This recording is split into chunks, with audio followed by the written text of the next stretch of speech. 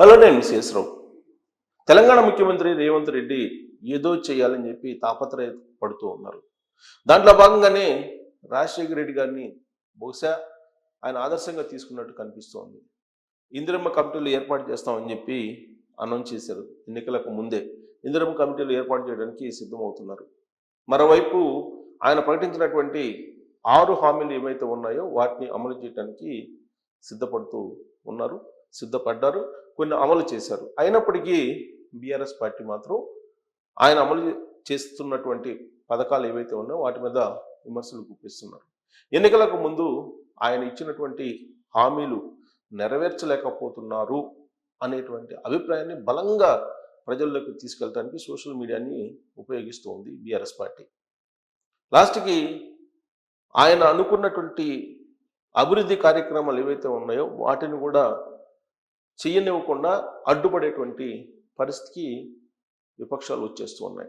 అయితే ఆయన ఏదైతే అనుకున్నారో వాటిని చేయడానికి సిద్ధపడుతున్నారు. దాంట్లో ఒకటి ఇందిరమ్మ ఇల్లు, అలాగే రేషన్ కార్డులు. వీటికి సంబంధించి 5 రోజుల పాటు గ్రామ సభలు పెట్టారు. ఈ గ్రామ సభల కంటే ముందు సర్వే చేశారు. మొత్తం తెలంగాణ వ్యాప్తంగా సర్వే చేసి వివరాలను కూడా సేకరించుకున్నారు. ఆ సర్వేలు ఎందుకు చేశారు అనే దాని మీద కూడా రకరకాల ఆరోపణలు వచ్చాయి. కుల గణన అనేది ఖచ్చితంగా తెలంగాణ నుంచే ప్రారంభం కావాలి అనేది కాంగ్రెస్ పార్టీ యొక్క ఉద్దేశం. అందుకే ఆ సర్వేని రాహుల్ గాంధీయే ప్రారంభించారు తెలంగాణలో. దీన్ని మోడల్గా తీసుకొని దేశవ్యాప్తంగా ఇంప్లిమెంట్ చేయాలి అనేది రాహుల్ గాంధీ లేదా కాంగ్రెస్ పార్టీ లక్ష్యం. కులగణన జరగాలి, బీసీ గణన జరగాలి, కులాల ప్రాతిపదికన ఆ పర్సంటేజ్ ప్రకారం చట్టసభల్లో కానీ లేదా రిజర్వేషన్లు కానీ అమలు చేయాలి అనేటువంటి ఒక డిమాండ్ అయితే ఉంది. బహుశా కులగణన అనేది తెలంగాణ నుంచే ప్రారంభమైంది అని చెప్పి చెప్పొచ్చు. దాని కంటిన్యూషన్లో రేషన్ కార్డులు సమగ్ర సర్వే అనేది ఒకప్పుడు కేసీఆర్ గారు చేశారు. 2014లో అధికారంలోకి వచ్చిన వెంటనే కేసీఆర్ గారు తెలంగాణ మొత్తానికి 2 రోజుల పాటు సెలవులు ఇచ్చేసి ఆయన సమగ్ర సర్వే చేశారు. ఆ సమగ్ర సర్వేలో ఇంట్లో ఎంతమంది ఉన్నారు, వాళ్ళకి ఫ్రిడ్జ్ ఉందా, మోటార్ బైకులు ఉన్నాయా, కార్లు ఉన్నాయా, ఆస్తుల వివరాలు ఏంటి, ఇవన్నీ కూడా అడిగి సేకరించారు. అయితే ఆ సమగ్ర సర్వేని ఎక్కడ కూడా పబ్లిక్ డొమైన్లో పెట్టలేదు ఆ రోజు ఉన్నటువంటి టీఆర్ఎస్ పార్టీ, బీఆర్ఎస్ పార్టీ. మరి ఆ సర్వే ఏమైపోయింది అని అంటే ప్రభుత్వం దగ్గర లేదు. అందుకే ఇప్పుడు కాంగ్రెస్ పార్టీ ప్రత్యేకమైనటువంటి సర్వేని చేసింది.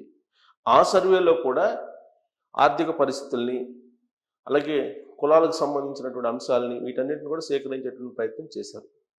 దాని మీద రాజకీయం చేయడంతో ఇష్టమైనటువంటి వాళ్ళు చెప్పొచ్చు, లేదంటే మీరు స్కిప్ కావచ్చు అనేటువంటి ఒక వెసులుబాటుని ప్రభుత్వం కల్పించింది.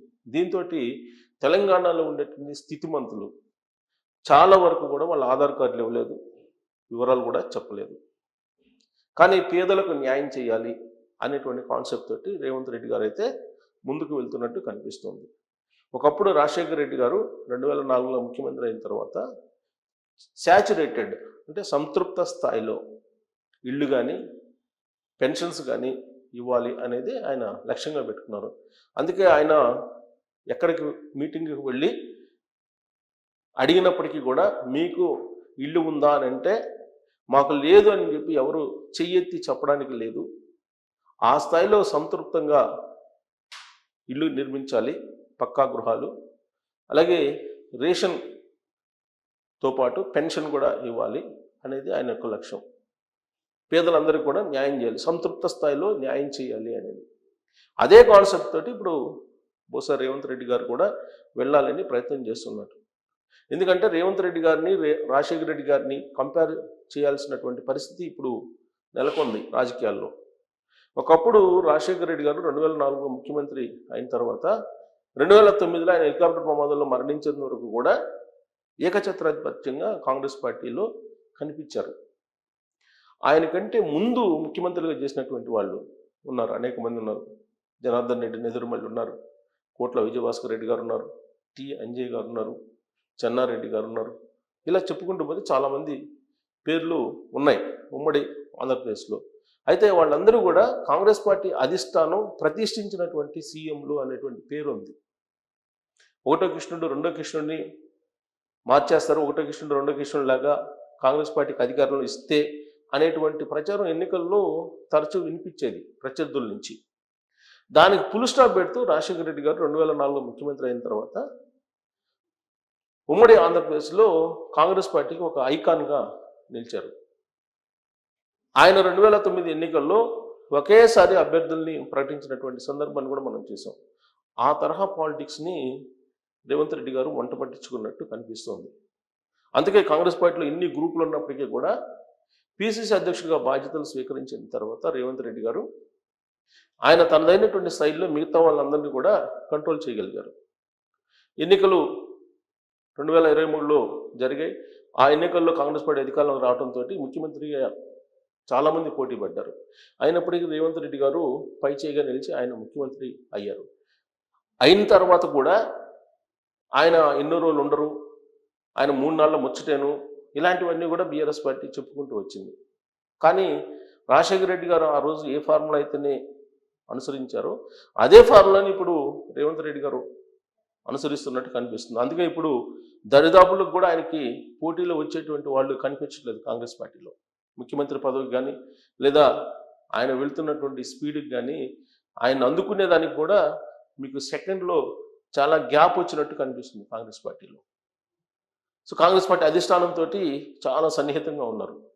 పైగా ఇటీవల కాలంలో రాహుల్ గాంధీ ఇచ్చినటువంటి ప్రాధాన్యతని మనం కనుక గమనిస్తే మన్మోహన్ సింగ్ గారు చనిపోయినప్పుడు అంత్యక్రియలు జరిగాయి. ఆ అంత్యక్రియల్లో ఓపెన్ టాప్ జీప్లో అంత్యక్రియల్లో పాల్గొన్నప్పుడు రాహుల్ గాంధీ రేవంత్ రెడ్డి గారిని పిలిచి మరీ ఆయన పక్కన నుంచోబెట్టుకున్నారు. ఆ సంఘటన కనుక మనం ఒకసారి గుర్తు చేసుకుంటే రేవంత్ రెడ్డి గారికి అధిష్టానం వద్ద ఎంత ప్రాధాన్యత ఉందో అర్థమవుతుంది. కాబట్టి బలమైనటువంటి నాయకుడు కాంగ్రెస్ పార్టీకి ఉన్నారు తెలంగాణలో అనేటువంటిది చాలా క్లియర్గా అర్థమవుతుంది. ఒకప్పుడు రాజశేఖర రెడ్డి గారు లాగా ఇప్పుడు రేవంత్ రెడ్డి గారు కాంగ్రెస్ పార్టీ తెలంగాణలో కనిపిస్తూ ఉన్నారు. మరి రాజశేఖర రెడ్డి గారి పాలసీలు అప్పట్లో అమలు చేసి ప్రజల మన్ననను ఆయన పొందారు. ఆరోగ్యశ్రీ విషయంలో కానీ లేదా సంతృప్త స్థాయిలో రేషన్ కార్డులని పెన్షన్లు ఇవ్వటంలో కానీ సేమ్ అదే ఇప్పుడు రేవంత్ రెడ్డి గారు అమలు చేస్తున్నారు. గ్రామ సభలు పెట్టారు 5 days. బట్ ఈ గ్రామ సభల్లో కొంతమంది కోవట్లుగా జొరబడి ఆ గ్రామ సభలను డిస్టర్బ్ చేశారు అనేది కాంగ్రెస్ పార్టీ చెప్తుంది. బీఆర్ఎస్ పార్టీ వల్ల వాళ్ళ మీద అనుమానాలు వ్యక్తం చేస్తోంది. లాస్ట్కి కొంతమంది బీఆర్ఎస్ పార్టీ ఎమ్మెల్యేలే గ్రామ సభల్లోకి వచ్చేసి రెచ్చగొట్టి గందరగోళం సృష్టించినటువంటి సిచ్యువేషన్ మనం చూస్తూ ఉన్నాం. దీంతో ఒక రకంగా చేతులు ఎత్తేశారు గ్రామ సభలు నిర్వహించలేక కాంగ్రెస్ పార్టీ.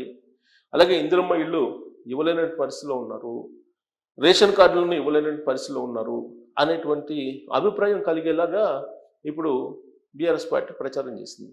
అందుకే గ్రామ సభలు సక్రమంగా నిర్వహణ జరగలేదు అనేటువంటి అభిప్రాయం ఉంది. ఈ గ్రామ సభల మీద డిఫరెంట్గా డిప్యూటీ సీఎం స్టేట్మెంట్లు ఇవ్వటం, మంత్రులు మరొక రకంగా ఇవ్వటం, ఇవన్నీ కూడా జరిగాయి. ఈ గ్రామ సభల్లో లబ్ధిదారులని మాత్రమే ప్రకటించాము, మిగతా వాళ్ళు అనర్హులు అని చెప్పి మేము చెప్పట్లేదు అనేది ఇప్పుడు కాంగ్రెస్ పార్టీ చెప్తుంది. అప్లై చేసుకున్నటువంటి వాళ్ళలో రేషన్ కార్డు కోసం వాళ్ళ పేర్లు మాత్రమే చదివాము, మిగతా వాళ్ళు ఎలిజిబిలిటీ ఉన్నప్పుడు కూడా మళ్ళీ అప్లై చేసుకోవచ్చు అని చెప్తున్నారు. ఇదే రుణమాఫీ కూడా చెప్పారు. రుణమాఫీ విషయంలో కూడా వాళ్ళు రుణమాఫీ అమలు చేసినప్పుడు కూడా చేయలేదు రుణమాఫీ అనేటువంటిది స్లోగన్ వెళ్ళిపోయింది బీఆర్ఎస్ పార్టీ సోషల్ మీడియా యాక్టివ్గా ప్రచారం చేయడం కారణంగా. సో ఒకవేళ ఇప్పుడు రేషన్ కార్డులు రాకపోయినప్పటికీ, ఇందిరమ్మ ఇళ్ళు రాకపోయినప్పటికీ రాబోయేటువంటి రోజుల్లో అర్హులు కనుక్కుంటే మళ్ళీ అప్లై చేసుకోవచ్చు అని చెప్పి కాంగ్రెస్ పార్టీ చెప్తుంది. అయినప్పటికీ కూడా గ్రామ సభల్లో ఫెయిల్యూర్ అయ్యారు అనేది ముద్ర ఇప్పుడు కాంగ్రెస్ పార్టీ మోయాల్సినటువంటి పరిస్థితి ఏర్పడుతుంది. మరి సంతృప్త స్థాయిలో ఏ మారుమూల గ్రామానికి వెళ్ళినా కానీ అర్హులైనటువంటి లబ్ధిదారులకి రేషన్ కార్డు ఇందిరమ్మ ఇల్లు వచ్చిందా రాలేదా అని అంటే ఏ ఒక్కరు కూడా మాకు రాలేదని చెప్పడానికి లేదు అనేది రాజశేఖర రెడ్డి గారి యొక్క పాలసీ. మరి అదే పాలసీని రేవంత్ రెడ్డి గారు ఇంప్లిమెంట్ చేయగలరా ఇప్పుడు ఉండేటువంటి పరిస్థితుల్లో అనే దాని మీద కామెంట్ రూపంలో మీ అభిప్రాయాన్ని